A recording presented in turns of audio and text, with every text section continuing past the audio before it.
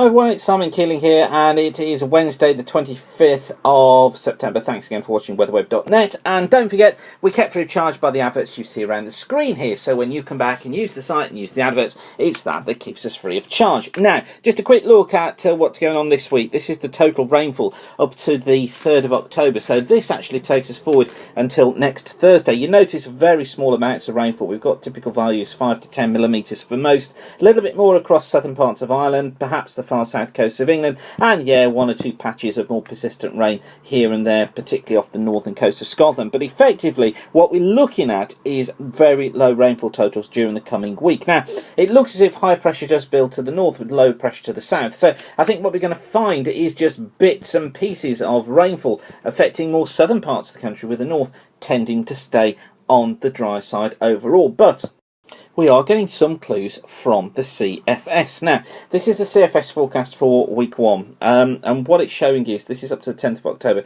here's our area of low pressure west and southwest of Scotland. These are height anomalies, so it's not actually centres of low, it's just where heights are lower than normal. Higher pressure, higher than normal heights up towards the north, and it's this that's kind of bringing in this pattern of flow through the UK. Now, as we head into week 2, which is from the 2nd of October through to the 8th of October, this is quite interesting. Look, this is next week, and what this one's trying to do is lower heights across much of the country, so bring us lower than normal heights, higher than normal heights up towards the north.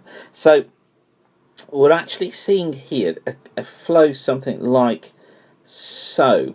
So it's going to have lower than normal pressure here out towards the west and bring us into what it sees as more unsettled conditions. Now, I don't think that's going to be extending as far north as northern Scotland, because I think the easterly flow is there, but kind of getting the impression from the CFS that it wants to make next week more unsettled than we're currently seeing from the models. It's something we've got to watch. Probably the flow is more sort of south to southwesterly, but I think it's something that we've got to watch, because although that low rainfall is kind of shown on there for the coming week, I think after that it could be that we go significantly more unsettled.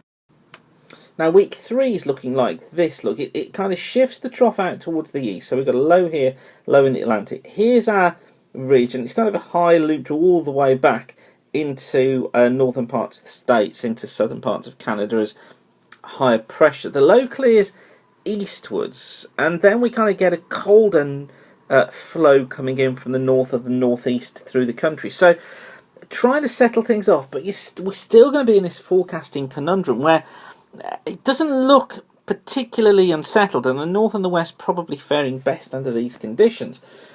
But it's a pattern where we've got low pressure close by, but then by week 4 it now wants to build the heights again, put higher pressure closer to us somewhere in here, low pressure off towards the east, and the flow sort of around this sort of system would be something like that. So what we probably find is more northwesterly winds coming in, bringing the risk of some showers to the north and the west, but tending to still stay on the dry side for many of us. So I think what we can pick up from the models today, from the CFS, is the idea of still leaning into a largely drier than normal period during the next 4 weeks, probably milder than normal as well, and generally fairly quiet. I'll keep you up to date, of course, as always. You can follow me on Twitter at Weather School, or do a search on Facebook for Weather School, and we're always updated on there. So just remember that we kept free of charge by the adverts you see around the screen here, and thanks for your continued support. So for now,